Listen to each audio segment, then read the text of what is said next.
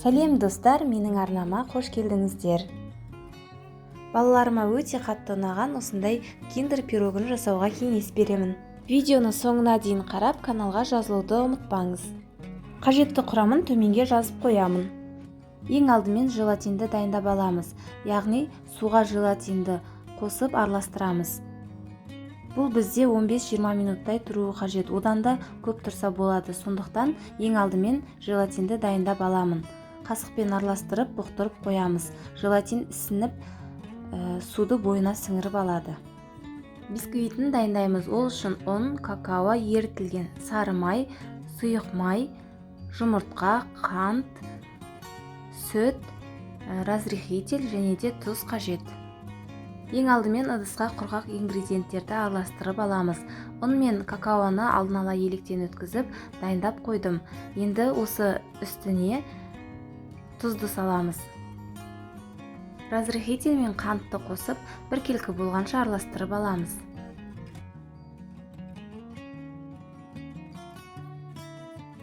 Үстіне сұйық ингредиенттерді қосамыз. Яғни сұйық май, ерітілген сары май, жұмыртқаны және де сүтті қосып, біркелкі болғанша араластырамыз. Сүт бөлме температурасында болғаны дұрыс.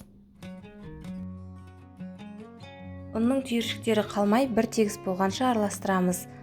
Осындай ағып тұруы қажет.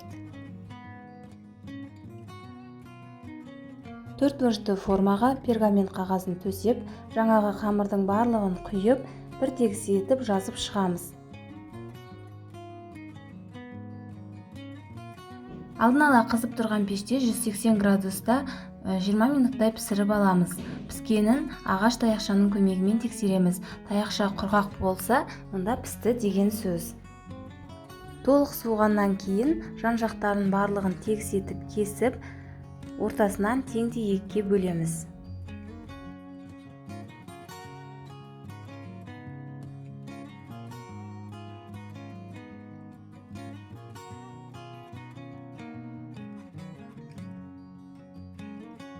Корждары міне осындай жұмсақ, нәзік болып шығады. Жаңағы алдын ала дайындап қойған желатинді су буында ерітіп аламыз. Қазір бізге крем дайындаған кезде қажет болады. Желатинді қайнатпаймыз, осылай ерігенше су буында ұстаймыз. Кремін дайындаймыз, ол үшін сливкиге 2 ас қасық сливочный сыр болмаса творожный сырды қосып миксерлейміз.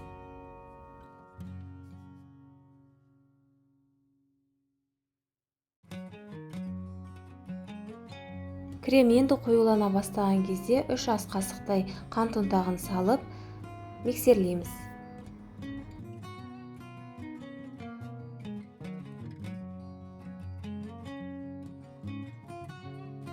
Крем қоюланып, формасын жақсы ұстайтындай осындай болған кезде миксерді тоқтатамыз.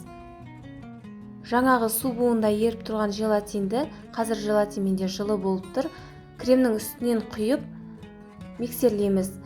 1-2 минут миксерлесек жеткілікті.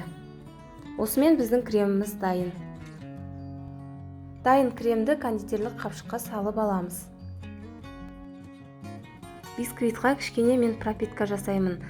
Пропитканы сливкиға қайнап тұрған суды қосып араластырып,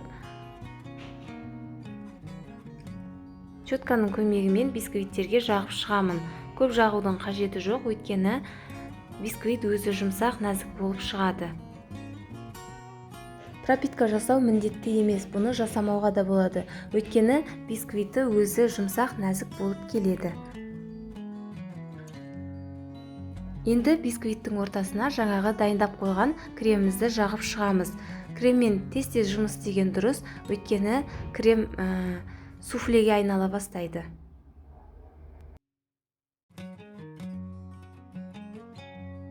Кремді осылай жанынан бастап, барлық жеріне тигізіп, барлық жеріне жететіндей етіп жағып шығамыз.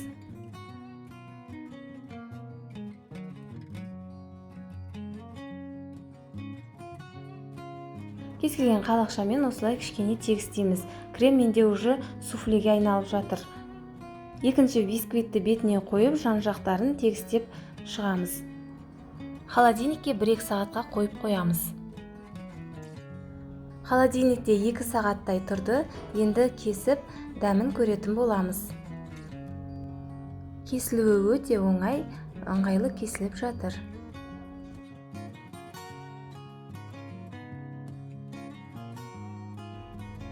Міне осындай болып шығады. Ортасы суфле, жан жағы шоколадты бисквит. Өте нәзік, өте жұмсақ. Міндетті түрде жасап көріңіздер. Балаларға әсіресе өте қатты ұнайды. Балаларыңызды қуанту үшін осындай тәттілерді жасап беруге кеңес беремін. Менімен бірге болғандарыңызға рахмет. Ас болсын!